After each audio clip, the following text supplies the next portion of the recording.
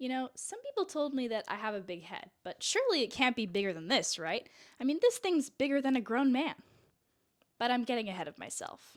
Welcome to part 5 of Art Geek Timeline.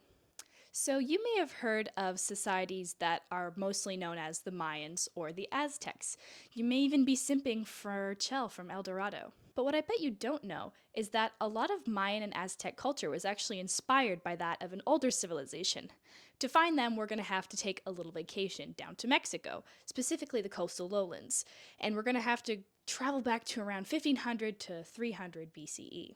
And there we will find the Olmecs, the OG, masters of agriculture, even had long distance trade networks. And similarly, as the Mayans constructed incredible pyramids that still remain to this day, the Olmecs left their own really interesting landmarks behind. Exhibit A, the head.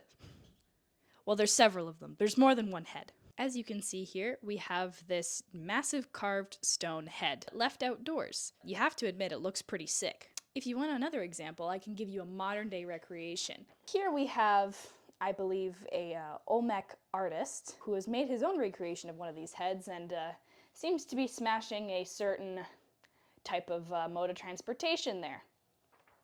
I feel you, buddy. And yes, I did say Olmec man, because they're still around. Even though historians will say that a society lived from 1500 to 300 BCE, that doesn't mean that on New Year's Day on 300 BCE, the society just vanished. The culture, the oral traditions, and the people remain very much alive to this day.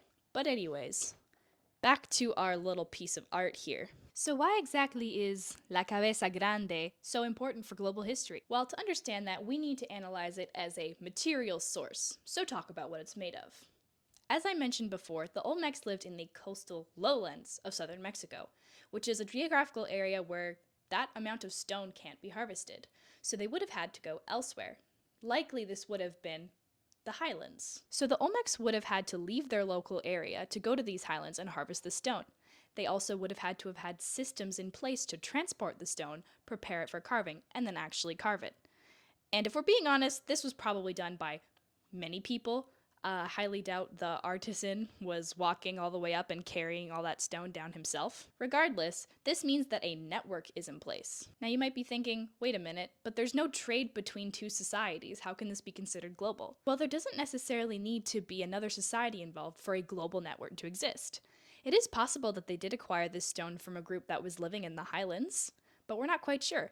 And either way, it still counts as a network because of the distance and effort that it would have taken to acquire this stone. So in this case, the network is a material network between the highlands and the lowlands.